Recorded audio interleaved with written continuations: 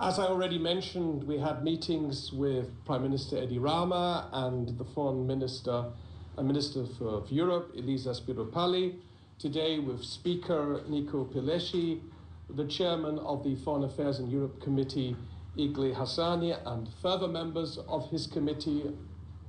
We also met with leaders of the opposition parties.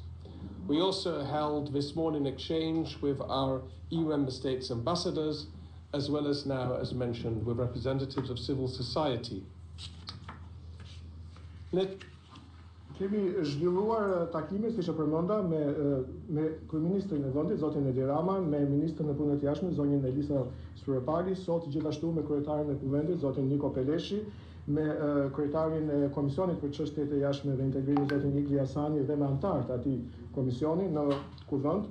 Kemi zhvilluar takime udhëheqës të partive opozitare dhe gjithashtu me ambasador në Shqipëri të shteteve anëtare të Bashkimit Evropian. A few general remarks about our visit.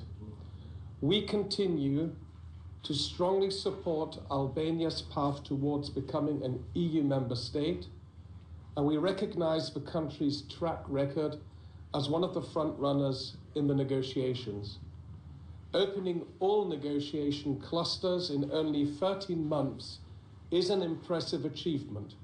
The unwavering support of Albanian citizens underpins these strong aspirations. Disa komente të përgjithshme. Ne vazhdojmë që të mbështesim fuqimisht Shqipërinë në rrugtimin e saj për integrimin evropian, gjithashtu njohim edhe rezultatet e forta që ka pasur Shqipëria, dëshmitë së cilës kanë qenë dhe hapja të gjithë grup kapitulleve brenda 13 muajve, që është një arritje shumë e fortë. Të gjitha këto të mbështetura në mbështetjen popullore në opinionin publik të Shqipërisë për integrimin e BE-s. But there is no time for complacency. Albania needs to continue working even harder as the country enters a more demanding phase of the accession negotiations. Por nuk ka vend për vetëkënaqje. Shqipëria duhet që të vazhdojë dhe të punojë edhe më fort për përmbushjen e detyrimeve dhe për përfundimin e negociatave. The enlargement process is strictly merit-based. Each candidate country is assessed individually on its progress in meeting the Copenhagen criteria. We appreciate that all political forces in Albania see EU membership as the most important strategic priority. But we are concerned about the political polarization in this country. We encourage political stability and dialogue. It would be important that the ruling majority create space also for engagement with the opposition and that the opposition becomes more cooperative. Violent protests are not an acceptable means in a democratic society.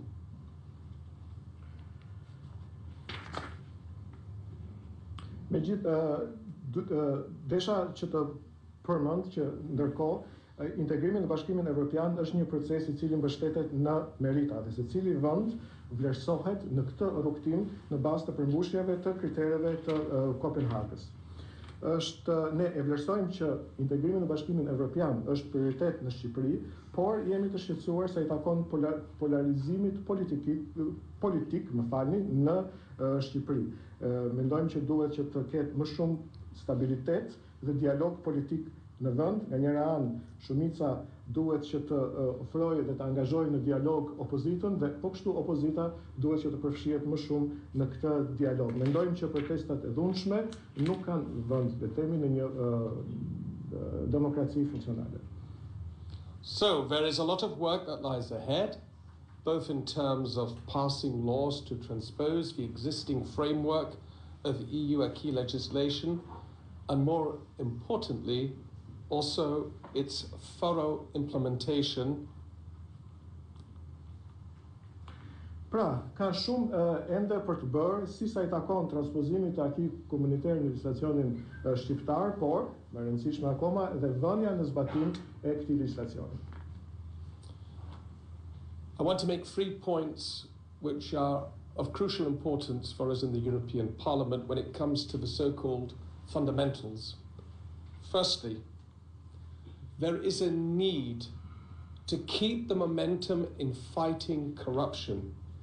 A lot has been achieved in the past years, but we are still not at a satisfactory level. Last week, Transparency International published their annual Corruption Perception Index, and Albania, unfortunately, dropped 11 places to number 91 globally. We believe that further efforts are needed, legislation, and most importantly, the full implementation, sufficient staffing of the judiciary, no political interference, and a political class leading by example.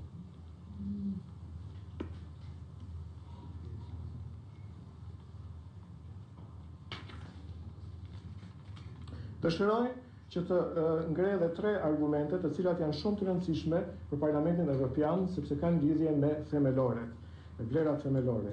Së pari, ekziston nevoja për ta ruajtur forcën lëvizëse shtytëse në luftën kundër korrupsionit. Sigurisht shumë është arritur në këtë fushë, por ende nuk është në nivelin e kënaqshëm. Vetëm javën që shkoi doli raporti Transparency International ku Shqipëria ka humbur në renditje, pra e ka renditur Shqipërinë 11 vende më poshtë. Është e nevojshme që të ketë një zbatim të plot të legjislacionit, të ketë plotësim me staf të strukturave të drejtësisë, të mos ketë ndërhyrje politike në to dhe duhet që politikanët të udhëheqin duke dhënë ata vetë shembullin. Secondly, we hope to see a real reform of the electoral framework well ahead of the next elections.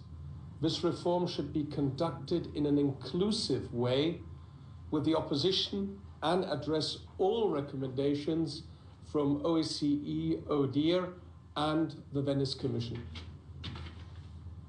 Së dyti, dëshirojmë të shohim një reformë reale në fushën zgjedhore, pra sa takon reformës zgjedhore, por që të bëhet në kohë të mjaftueshme përpara zgjedhjeve të ardhshme, një reformë e cila do duhet që të ishte gjithëpërfshirëse, për të përfshinte edhe opozitën, si edhe të vinte në zbatim të plot rekomandimet e lënda nga OSBE e ODIHR-i. And thirdly, we would also like to see further efforts to protect freedom of expression and media pluralism, including greater transparency of possible conflicts of interest of media owners, safeguards against pressure and attacks on journalists. Së treti, dëshirojmë që të shohim më shumë përpjekje sa i takon lirisë së shprehjes dhe pluralizmit mediatik, dhe kjo kërkon më shumë transparencë sa u takon pronarëve të veprimësisë mediave, si edhe masa garantuese për të mbrojtur mediat nga presionet politike dhe nga sulmet kundër gazetarëve.